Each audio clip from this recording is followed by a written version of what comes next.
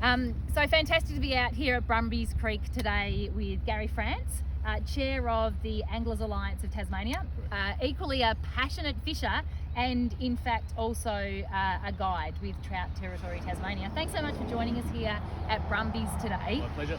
Opening of the season tomorrow of the Brown Trout season, an exciting time on the calendar. Oh, absolutely. What does it mean to fishers? Well, you've been cooped up for the whole of the winter and maybe time flies, or maybe reading some books and talking to your friends about when we can go fishing. I had somebody call me yesterday saying, I have to go fishing. It's nearly here. Yeah. And you don't worry about the weather. Yep. Well, it's perfect conditions, right? Isn't it? It is. Yeah, perfect conditions, and the fish are going to be ready. They're going to be hungry, out of spawning season, ready to go. Well, there'll be some absolutely fantastic experiences on opening weekend, opening day. Yeah. I'll be out there. Great. And that's what we're hoping to see, is lots of Tasmanians out there enjoying the opening of the season, whether it be this weekend or in the weeks ahead. There's a lot of great benefits that come from fishing in Tasmania, and we've been talking about that. Obviously you can catch a fish, but it's time for families to come together. It's a time to have some quiet mindfulness. We've just been doing some lessons, thank you very much, on casting, and it is almost like a meditation. It can be that quiet time away.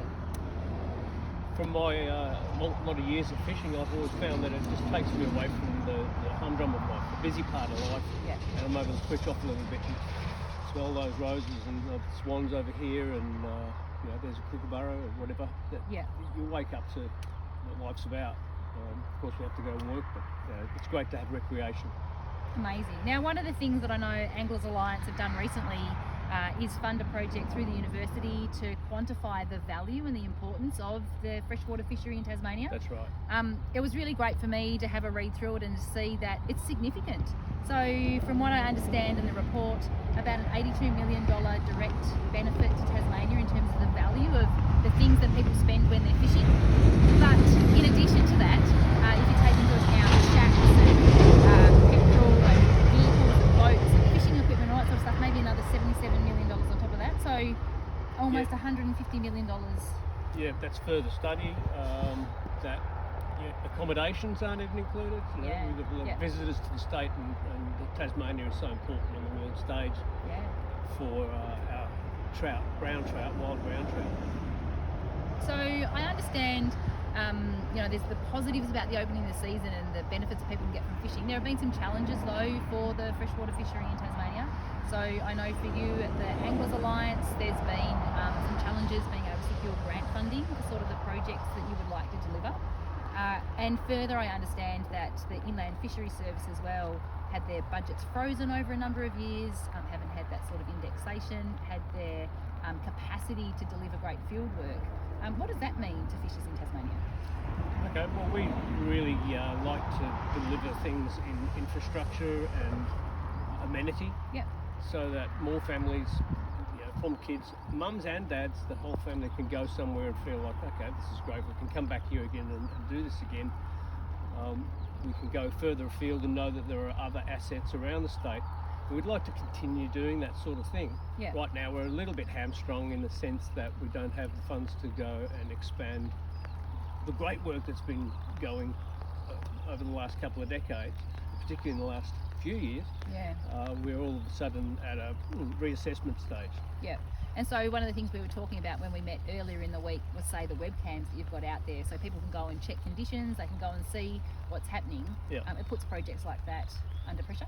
It puts them on hold, and actually it does put them under pressure because they need maintenance. We're looking at a plan at the moment to sort of cover that one area because it's so vital. People look at it for fires, weather conditions. It's a safety factor when you go up to the lakes early season, if you do, and also of course the low altitude lakes have webcams on, and you can say how many boats are there on the water, what's the weather like.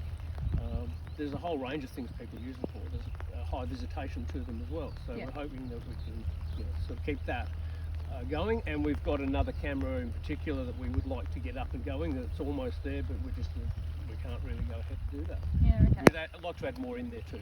And that's challenges for you as the peak body, Anglers Alliance. But what we know as well is that if inland fisheries aren't fully funded, and if they aren't able to deliver their great field work, then that puts the whole fishery at risk.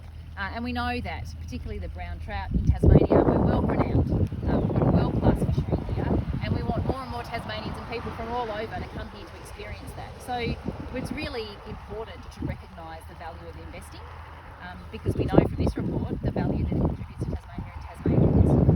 Particularly on the back of the World Fly Fishing Championships 2019, COVID came through. Well, we're in a position right now where we should start to see visitors coming back, and it's now that they're going to look back on the great results that we had then, and where Tasmania's wild brown trout fishery really does stand out as a wild fishery in the world. Yeah.